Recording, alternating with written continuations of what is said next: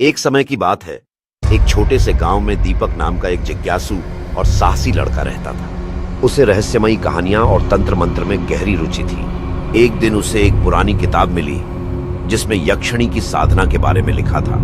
किताब में लिखा था कि यक्षिणी को साधने से अपार धन शक्ति और सिद्धियां प्राप्त हो सकती हैं, लेकिन यदि साधना में कोई त्रुटि हो जाए तो साधक को भयंकर परिणाम भुगतने पड़ते हैं।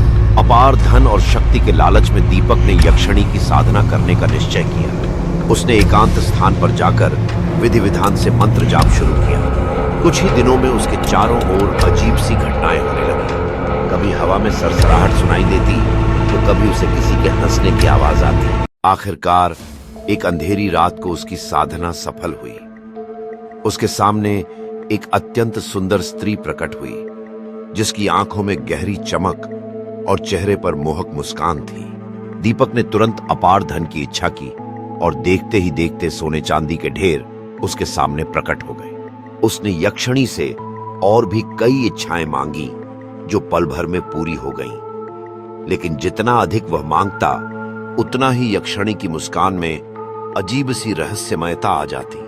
कुछ ही दिनों में दीपक का जीवन पूरी तरह बदल गया। उसके पास धन, ऐश्वर्य और शक्ति थी, लेकिन उसके मन में बेचैनी और भय ने घर कर लिया। रात में उसे यक्षिणी के अट्टहास की गूंज सुनाई देती और कभी कभी वह परछाइयों में उसकी लाल चमकती आंखें देखता। धीरे धीरे दीपक को एहसास हुआ कि यक्षिणी उसे अपने जाल में फंसा रही है। उसने साधना में जो नियम भंग किए थे उसका दंड अब उसे मिल रहा था। उसने यक्षिणी से छुटकारा पाने के लिए कई तांत्रिकों से मदद मांगी, लेकिन कोई भी उसकी मदद नहीं कर सका। आखिरकार एक रात यक्षिणी ने अपने भयंकर रूप में प्रकट होकर कहा, तुमने मुझे स्वार्थ के लिए बुलाया, नियम तोड़े और अब मुझसे छुटकारा चाहते हो। ऐसा संभव नहीं है। अब मैं तुम्हारी आत्मा को अपने साथ ले जाऊंगी। दीपक के चीखने की आवाज पूरे गांव में गूंजी, लेकिन उसके बाद सब शांत हो गया। अगली सुबह लोगों ने उसके घर को खाली पाया। धन संपत्ति का कोई नामो निशान नहीं था और दीपक भी कहीं नहीं मिला।